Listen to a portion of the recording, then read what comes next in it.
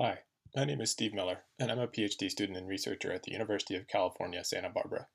I'd like to share some work on the U.S. West Coast Groundfish Fishery that I've been doing together with Bob Deacon, a professor in the economics department at UC Santa Barbara. In particular, I'll be discussing some evidence on how the introduction of individual fishing quotas, or IFQs, for bycatch species has altered where trawlers choose to fish. This project is part of a broader collaborative effort with other researchers at UC Santa Barbara and the University of Washington, funded by California Sea Grant. To begin, I'd like to give you a brief overview of why we think it's important to study spatial responses to bycatch IFQs, what research questions we posed, and what we found. After that, we'll get into the details.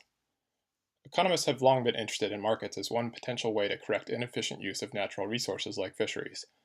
Back in the 1970s, Francis Christie suggested that individual quotas might alleviate some of the overfishing problems seen in many increasingly industrialized fisheries. His focus was primarily on how to manage the catch of species that fishers actually intended to catch, commercially valuable species such as tuna, halibut, or in the case of the fishery we're studying, sablefish or Dover sole. A number of researchers have examined the efficacy of IFQs for target species. However, less work has been done to examine the effects of individual quota systems for protecting species that are unintentionally caught, commonly referred to as bycatch species.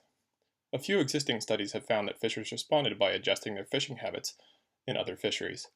Such adjustments are important for predicting the consequences of new fisheries policy.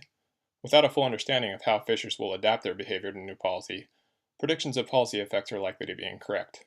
We hope that our study can help further our understanding of the effects of IFQ policies as a tool for conserving bycatch species, especially those that are overfished. In this context, we examined fisher responses to bycatch IFQs in the West Coast Groundfish Fishery, focusing on several potential margins of adjustment. I'll present our approach and findings pertaining to spatial adjustments, while Bob will speak to other adaptations we observe.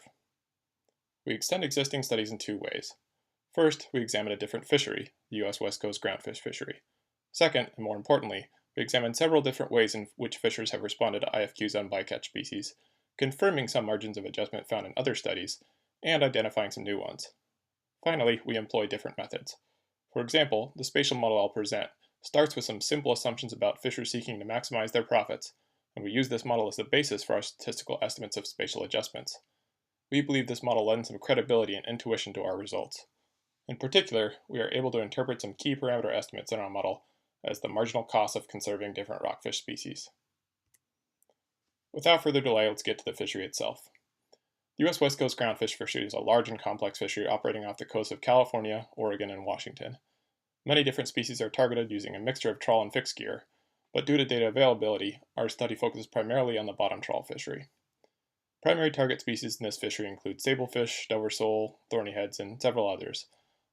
The key bycatch species that are incidentally caught include bocacho, canary rockfish, cowcod, dark blotch rockfish, Pacific Ocean perch, widow rockfish, and yellow eye rockfish. Since the time of our study, widow rockfish is no longer considered as an overfished species, but since it was during the time of the study, we include it here.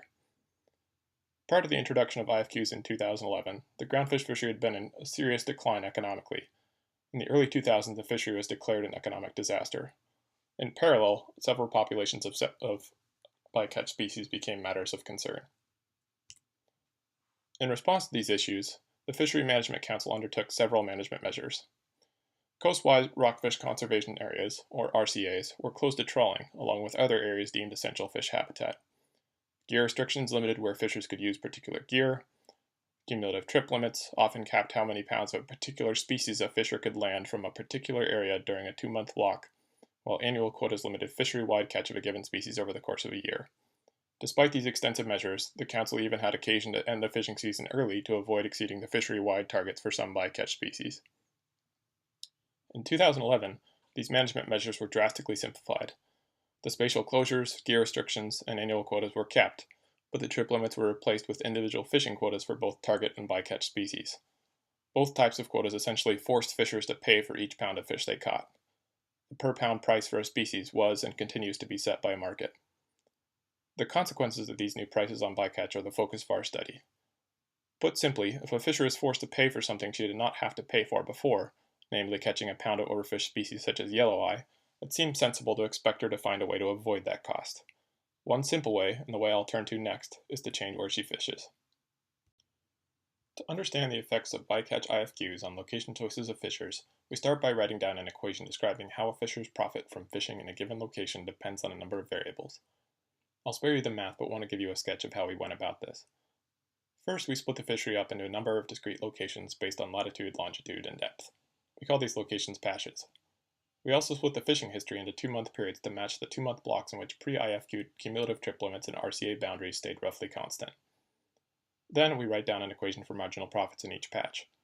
The profit we're interested in is the marginal profit a fisher gets from trolling an extra hour in a particular location. That will clearly depend on prices, such as those for fish at the dock, and variable costs such as fuel, labor, and ice. It will also depend on how many fish are in the water, which depends on how many fish were there earlier in the season, how much fishing has taken place since then, and the so-called catchability of different species. Finally, profits depend on the regulations in place. Before IFQs, fishers might be constrained by trip limits, so that even if a fisher expected productive hauls in a location, she might have already hit her limit. In contrast, under IFQs, each fisher likely takes into account the quota costs for what she expects to catch from an extra hour towing in a particular patch. Importantly, we assume that no fisher can influence those quota costs or any other market prices. The most important assumption that we make is the last one in this slide. Fishers will try to maximize the profits they can get from fishing when they're choosing locations. In this setting, that means that each time a fisher heads to sea, she chooses to fish in the patch that will yield the highest additional profits. If any patch is more profitable than the others, we expect fishers to go there, drawing down the local fish stocks until it is equally profitable to fish in that patch as any other. In the end, we expect marginal profits to be equal across space. If marginal profits are equal across space, we can rearrange our equation to express total hours towed in a patch during a given period as a function of the other variables. These are the same variables we saw on the previous slide. The only difference you might notice is that we represent the number of fish in a patch and the catchability with a fisher's expected catch per unit effort, or CPE, in that patch. Since we cannot know fishers' beliefs, we proxy for their expectations with the average catch per hour in that patch in the same period in the prior 2 years. There are a lot of other details pertaining to how we handle pre-IFQ regulations, what goes into variable costs, etc. Those details are explained in our paper, but I won't go through them here. For a given list of quota prices for both target and bycatch species, this model gives us a prediction of how many hours will be towed in a given patch in a given period. We then statistically estimate the list of quota prices that makes those predictions best match the actual number of hours towed. The resulting estimates are implied quota prices, which give us an estimate of how much fishers are willing to pay in terms of extra fuel costs, foregone catch of and revenue from target species, etc., to avoid catching an extra pound of bycatch. This amounts to a marginal cost of conservation. These implied quota prices provide different information than quota prices observed in trades and auction sites. Our estimates amount to a revealed preference for avoiding bycatch. In principle, if trading for quota is efficient, our estimates should match observed trade prices, so we can use observed prices as a sanity check on our estimates. However, if the market doesn't have many participants, or fishers have private information, the market price may not accurately reflect the true cost of conserving bycatch species, while our estimates will. As I just mentioned, one interpretation for our quota cost estimates for bycatch species is the marginal cost of conserving those species.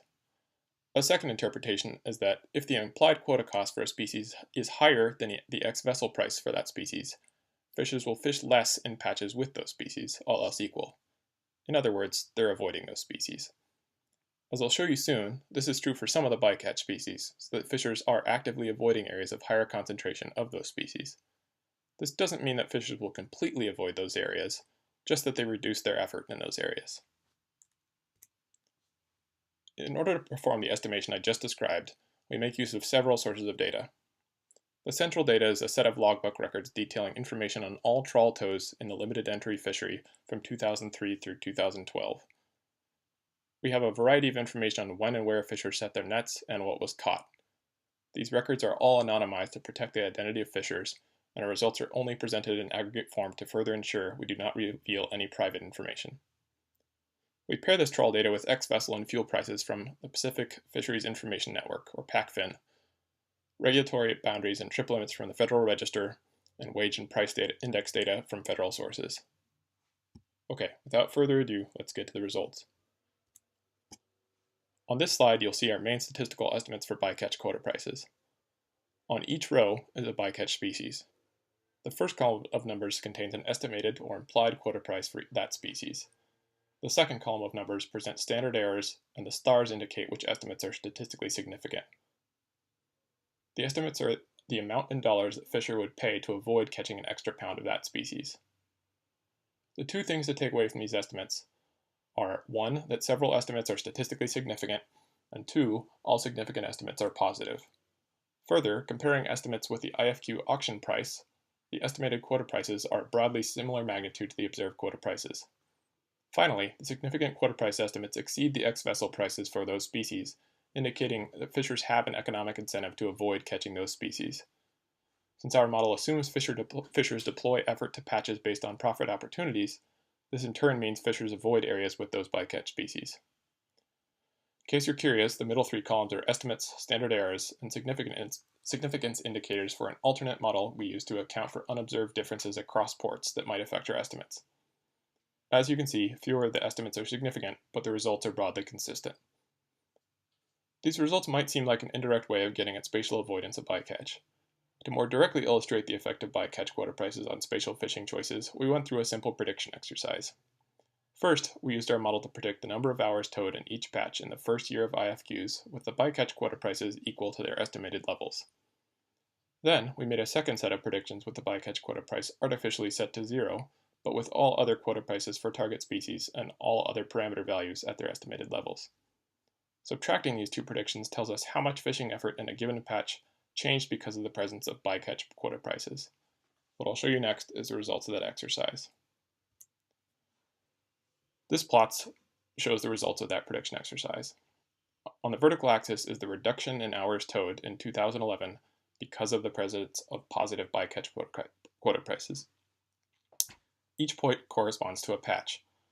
Since all bycatch quota prices exceeded ex-vessel prices, our model predicts some amount of avoidance of each patch due to bycatch IFQs, so that effort is reduced in all patches.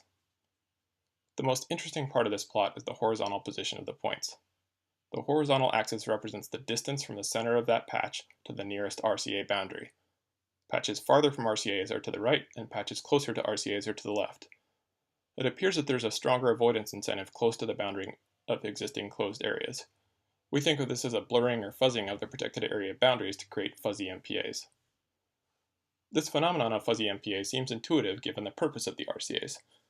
If the RCAs were put in place in part to protect bycatch species, we might expect the highest concentration of those species outside the RCAs to be near the boundary due to spillover effects.